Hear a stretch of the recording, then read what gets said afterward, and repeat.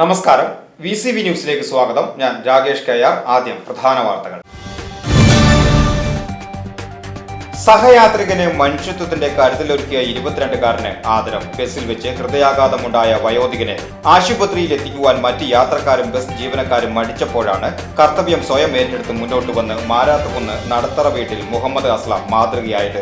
നന്ദിപുലം കുമരഞ്ചിറ മഠം നാരായണന്റെ ജീവൻ രക്ഷിക്കുവാനായില്ലെങ്കിലും അസ്ലാമിന്റെ സത്കർമ്മത്തിന് നാരായണന്റെ ബന്ധുക്കൾ അസ്ലാമിന്റെ വീട്ടിലെത്തി തങ്ങളുടെ വലിയ സ്നേഹം പങ്കുവച്ചു.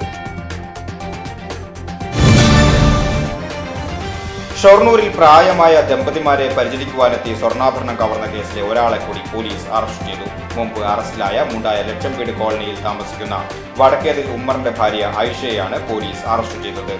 ഇവർ കവർന്ന 2.59 ഗ്രാം തൂക്കം വരുന്ന കമ്മൽ ഷൊർണൂരിലെ ധനകാര്യ സ്ഥാപനത്തിൽ നിന്നും കണ്ടെടുത്തു.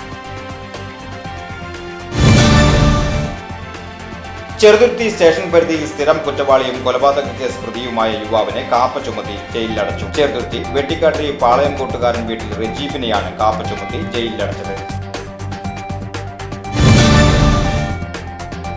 അകമലയിൽ വീട്ടിൽ നിർത്തിയിട്ടിരുന്ന ബൈക്ക് മോഷണം പോയതായി പരാതി. അകമല കുളത്തെങ്കിൽ ബാദുഷയുടെ വീട്ടിൽ നിർത്തിയിട്ടിരുന്ന ബൈക്കാണ് വെള്ളിയാഴ്ച രാത്രി കളവ് പോയത്. പരാതിയുടെ അടിസ്ഥാനത്തിൽ വടക്കാഞ്ചേരി പോലീസ് അന്വേഷണം ആരംഭിച്ചു. ശബരിമല അയ്യപ്പ സേവാ സമാജം തലപ്പള്ളി താലൂക്കിന്റെ നേതൃത്വത്തിൽ അയ്യപ്പ മഹാസംഗമം സംഘടിപ്പിച്ചു. അകമല ശ്രീ ധർമ്മശാസ്ത്ര ക്ഷേത്രാങ്കണത്തിൽ ഞായറാഴ്ച നടന്ന സംഗമം SASS സ്ഥാപക ട്രസ്റ്റി VK വിശ്വനാഥൻ ഉദ്ഘാടനം ചെയ്തു.